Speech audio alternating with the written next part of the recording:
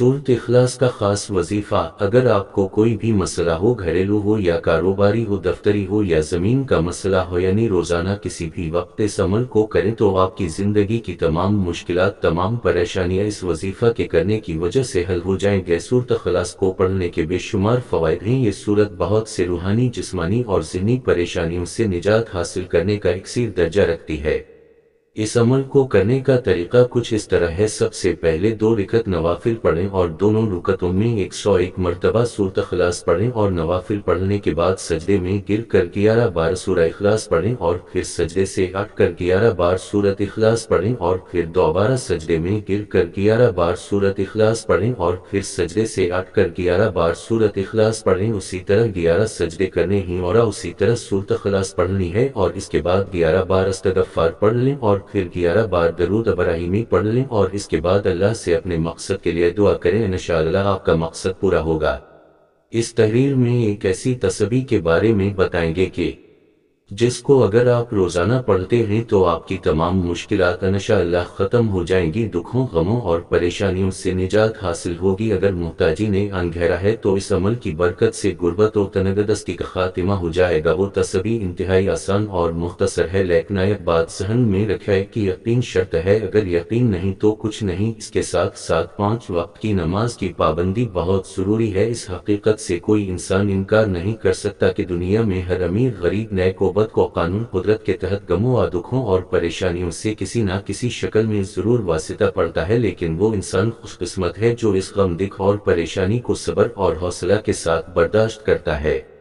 इंसान की फितरत में है कि वो मुश्किलात और परेशानियों में अल्लाह ताला को पुकारता है, जैसा कि अल्लाह तबारक व तआला का इरशाद है, जब इंसान को तकलीफ पहुंचती है तो अपने रब को पुकारता है और दिल से इसकी तरफ रुजू करता है। हुजूर अकरम ने दुआ को इबादत की रूह करार दिया है। दुआ इबादत की रूह और इसका मकसद है नीज़। हुजूर अकरम ने इरशाद फरमाया, दुआ इबादत है, हर शख्स मोहताज है और ज़मीन और आसमान के सारे खजाने अल्लाह ताला ही के कब्जा में हैं, वही साइलों को अता करता है। इरशाद बारी है, अल्लाह बेनियाज है और तुम सब मोहताज हो। इंसान की मोहताजी और फकीरी का तकाजा यही है कि बंदा अपने मौला से अपनी हाजत और ज़रूरत को माने और अपने किसी भी अमल के ज़रिए अल्लाह से बेनियाजी का शाबा भी ना होने दे, क्योंकि ये मकाम अब्दियत और दुआ के मुनाफी है। दुआ की अहमियत के लिए सिर्फ यही काफ़ी है कि अल्लाह ताला ने सूरह फातिहा में अपने बंदों को न सिर्फ दुआ मांगने की तालीम दी है बल्कि दुआ मांगने का तरीका भी बताया है। नीज़ इरशाद बारी है, एक पैगंबर जब आपसे मेरे बंदे मेरे मुतालिक दरियाफ़त करें तो फरमा दीजिए, मैं करीब ही हूँ, जब कोई मुझे पुकारता है तो मैं पुकारने वाले की पुकार सुनता हूँ। गज़ ये कि दुआ कबूल करने वाला खुद ज़मानत दे रहा है कि दुआ कबूल की जाती है। इससे बढ़कर दुआ की अहमियत क्या हो सकती है। नीज़ अल्लाह ताला ने बंदों को हुक्म देते हुए फरमाया, तुम्हारे परवरिदगार ने कहा कि तुम मुझसे दुआ करो, मैं तुम्हारी दुआ कबूल करूंगा। हुजूर अकरम ने इरशाद फरमाया कि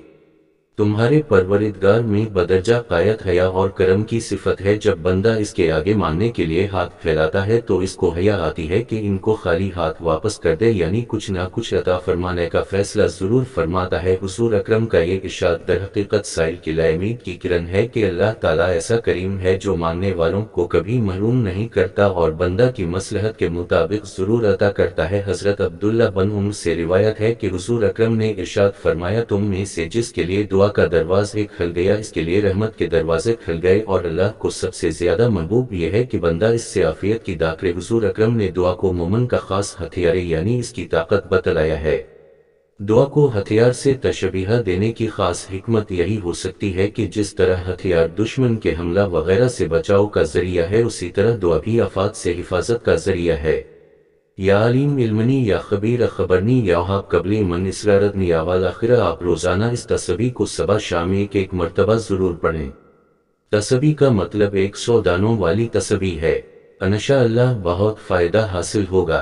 अल्लाह हम सबका हामी व नासिर हो। आमीन।